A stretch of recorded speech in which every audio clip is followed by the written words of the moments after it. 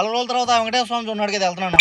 తిరుమల కొండకైతే ఎన్నిసార్లు అనుకునే పోలేకపోయినాను. ఈ రోజు అయితే మొత్తానికి అయితే నా దేవుడు నన్ను రప్పిస్తున్నాడు. మా ఊరి నుంచి రాజంపేటకి నేను బస్సులో పోయినాను. ఇది కార్ సీట్ కాదు, బస్ సీటు, రెక్లైనర్ సీట్ లా ఉన్నది. రాజంపేటకి మా ఊరి నుంచి టికెట్ వచ్చేసి 30 రూపాయలు అయితే ఉంది బస్కి అయితే. వెంటనే బస్సు దిగ్గానే తిరుపతి బస్సు అయితే ఎక్స్ప్రెస్ అయితే ఎక్కినాను నేను. రాజంపేట నుంచి తిరుపతికి అయితే 120 రూపాయలు అయితే తీసుకున్నాడు బస్ టికెట్. తిరుపతిలో దిగానే లేట్ చేయగానే వెంటనే ఏడుకొండల బస్ స్టేషన్ కి వెళ్ళిపోయినా. నేను వచ్చేసి ఒక చిన్న మిస్టేక్ చేసిన. అప్ అండ్ డౌన్ టికెట్ తీసుకుంటే నాకు 20 రూపాయలు దగ్గుండేది. నాకైతే 90 రూపాయల టికెట్ అయితే తీసుకున్నాడు పవన్ మాత్రమే. కరెక్ట్ గా చెక్కింగ్ పాయింట్ కి వెళ్ళేసరికి మనం దింపేసి అటు పక్క పంపించిన తర్వాత మళ్ళీ బస్సులు అయితే ఎక్కాలి. డైరెక్ట్ తిరుపతిలోంచి bus ticket up and down తీసుకుంటే మీకు 160 రూపాయలు అయిపోతుంది. 20 రూపాయలు సేవ్ అయితే చేసుకుంటారు మీరు. తిరుమల దిగ్గానే ఫ్రీ బస్ అయితే వచ్చింది. ఫ్రీ బస్ లో జనాభా చూసి షాక్ అయితే అయిపోయినా. బస్ స్టేషన్ దగ్గర తీసుకెళ్లిపోయేసి లేపాక్షి దగ్గర అయితే వదిలిపెడతారు బస్సు. రోడ్డు దాటుకుంటే మళ్ళీ ఫ్రీ బస్ అయితే ఉంటుంది లేపాక్షి దగ్గర నుంచి. నేను వేసుకోమని చెప్పులు అయితే కౌంటర్ అయితే ఇచ్చేసాను సేఫ్ గా. ఇదేంటబ్బా ఇంత దగ్గర నుంచి క్యూ నుంచి పంపిస్తున్నారు, బిన్న అయిపోతుంది దర్శనం అనుకున్నాను. నేనైతే 2:30 లైన్ లో 2:34 కల్లా టికెట్ అయితే ఇచ్చేసాను. వాళ్ళు అయితే తీసుకున్నారు. 12 గంటల తర్వాత అయితే బయటకు వచ్చినాము. ఆ ఏడుకొండల స్వామి దర్శనం అయితే మామూలుగా జరగలేదు. ఓం నమో వెంకటేశాయ. జనం 2:30 పోతే రాత్రి 2:30కి అయితే బయటకు వచ్చిన. అక్కడే కచేరీ ఉంటే అది చూసుకొని వెంకటేశ్వర స్వామి అయితే దర్శించుకున్నా. చాలా సార్లు తిరుమలకి వచ్చా కానీ ఇక్కడ క్లీన్ చేసేప్పుడు ఎప్పుడు చూడలేమా,